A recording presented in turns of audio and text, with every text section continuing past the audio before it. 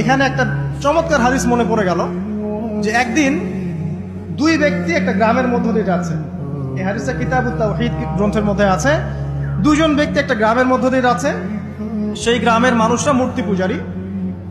তো ওদের পথ আটকে দিল, দিয়ে বলল যে তোমরা যেতে পারবে না সামনে যতক্ষণ না আমাদের এই দেবতার সামনে কিছু না কিছু উৎসর্গ করছো। ঠিক আছে?